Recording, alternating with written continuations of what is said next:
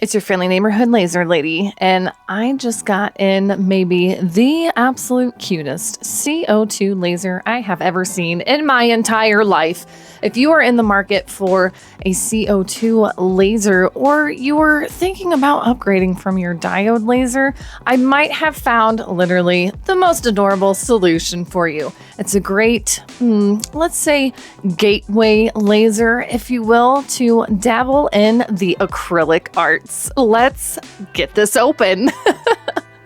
For those of you who don't know, my office is a pretty small space and is quite occupied by all sorts of crafty things. This is the first benefit of the beamo. Coming in at only 2 feet wide, this CO2 30-watt laser will fit nice and snug just about anywhere.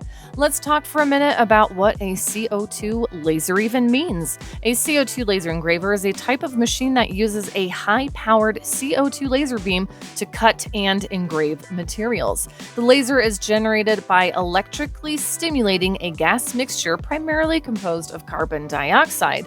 This differs greatly from a diode laser, which is essentially a concentrated blue light that can engrave and cut solid materials like wood, but not clear materials like acrylic or glass. Not only are CO2 lasers generally more powerful and can complete projects faster, but they can effectively engrave and cut every type of acrylic, engrave clear glass, but also engrave and cut paper, wood, leather, stamped rubber, and like 6,000 other things. Now that you know that, let's finish getting this thing set up. Now this comes with everything you need. I recommend you situate the machine near a window to vent the exhaust tube. We'll get more into that here soon. The only other things you really need are either set up like the laser head and honeycomb bed, or included like the power cord and the Wi-Fi antenna. Setup is so easy. It should take you less than an hour to have it out of the box and onto your first project. Simply plug in the power cord, exhaust pipe, Wi-Fi antenna, and we can fire this thing on. I hooked my exhaust pipe to a nice inline duct fan, and this thing super sucks. Now, if you are wondering about the air assist pump and the water cooling system that's necessary for CO2 type lasers, well, they are all inside the machine and ready to go. This really helps to save even more on space, but makes setup a dream. This coolant that is inside the back part of the machine will need to be replaced eventually, but for now, we are set to go. There are some things that need to be set once you power this tiny baby on for the first time, and luckily for us, the machine will guide you through it along with those instruction books. The first thing it will help guide you through is making sure the mirrors are aligned. The process is easy. Just put a little bit of this double-sided tape, which is provided around the cone, and push it a bit to make an indentation, and then test the beam and make sure it shoots through the center of the cone. Right now, it's looking perfect. So let's talk a minute about the software. I absolutely love a laser that comes with its own software. It usually makes settings easy. It will always work with your machine because they're literally made for each other. You can connect this machine to Lightburn with a bridge cable, though if that's more your style, you can do everything from here, such as make sure the camera is calibrated. Yep, that's right. This little thing has a camera, and you might be wondering where it is. Well, it's mounted near the laser head, so to take a picture of your material, it will cycle through taking little pictures all along the laser bed. Plus, there's a little focusing tool on the laser head to keep things simple. Just move this little acrylic piece down and adjust the head height. There are so many other tutorials in the software on how to get set up, try out your new machine, and get to crafting. So let's stop dilly-dallying and make something. Let's jump right into the deep end by trying out my beamo with Mirror Acrylic. CO2 lasers can do more than just engrave. They can also cut through Mirror Acrylic from either side. Let's engrave the mirror side to try and cut it out. I don't have the settings nailed down yet, but this is a great way to find out. Let's start with the preset for acrylic. I really like how you can see how far along the project is, by the way. It seems to have engraved pretty good, but the power is far too high for this acrylic to be cut. As you can see, the shiny honeycomb bed really reflected a lot of the beam back onto the underside of the example. Plus, I didn't reverse the image, so whoops. Time to decrease the power, increase the speed, and try again. This time I'm going to try it with a little tree spirit you may recognize from some movies. After a few tries, I got the settings just right. It took 2 low power passes for a perfect cut. The more you try new settings, the more you'll come to understand your machine and hone all that in. In fact, different types of acrylic would probably need different settings. So let's try more types of acrylic. Clear acrylics cannot be cut by diode lasers at all, which makes a CO2 laser perfect for all your colorful laser needs. These carousel horses cut out in one pass. Now they just need a little bit of buffing with this Novus plastic polish number 2. It's my favorite. And hot tip, use some strong duct tape to help you peel off the masking on acrylics. Now these are ready to turn into some earrings or maybe a couple of necklaces.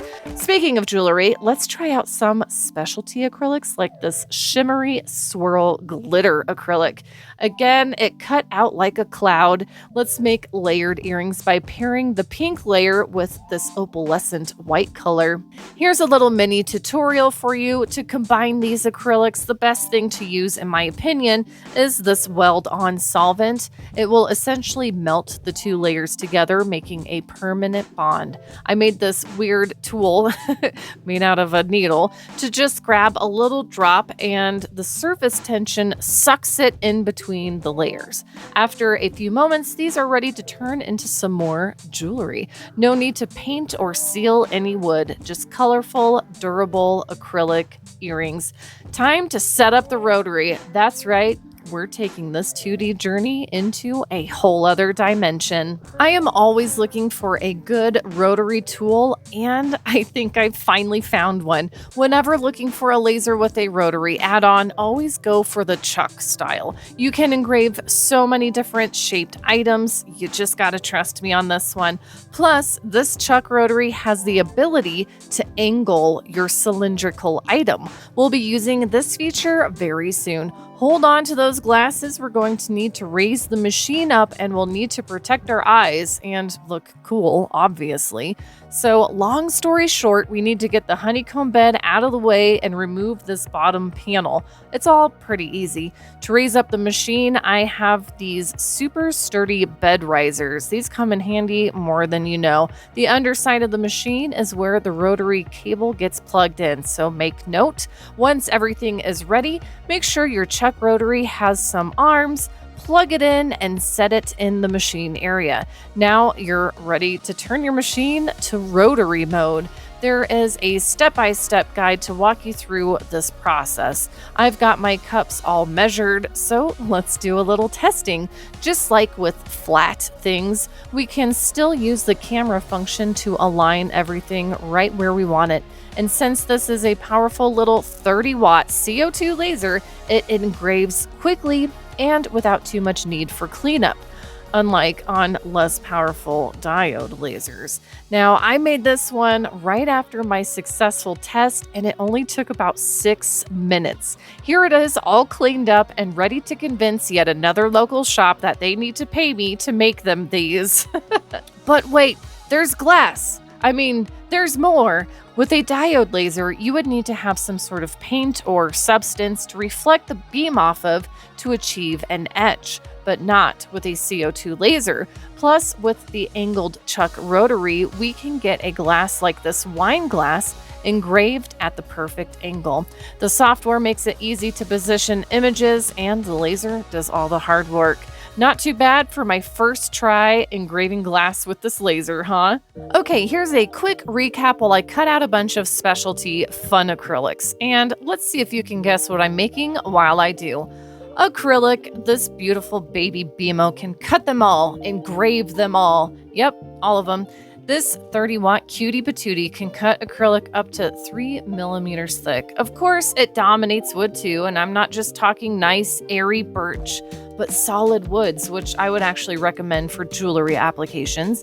In fact, keep an eye out for a masterclass on jewelry making with my BMO here in the coming weeks. It's how I actually make a living, and I want to prove to you that it could be a profitable laser business avenue for you to take also. The software is wicked easy to use, especially if you use the tutorials and experiment a little. You might be thinking the bed is pretty small, but here's some of the biggest advice I can give you if you're planning on selling things that you make with a laser. Small things ship for cheap. Even when shipping prices keep going up, you can keep costs down for yourself and your customers with easy-to-ship smaller items. Plus, it's just fun to make things with this. Look how cute it is. Oh, and guess what I did? I broke the little focusing tool. I had a feeling I would. So I just cut another one out. This time, it's neon green. Very fancy. Sometimes the best things come in small packages, and those small packages happen to be on sale right now for Mother's Day. So check out the BMO with my link in the description and pinned comment. Don't get overwhelmed by a $10,000 CO2 laser. Try out the BMO, fall in love with the brand, and see what else FLUX Lasers has to offer. Thank you so much for watching, and happy crafting!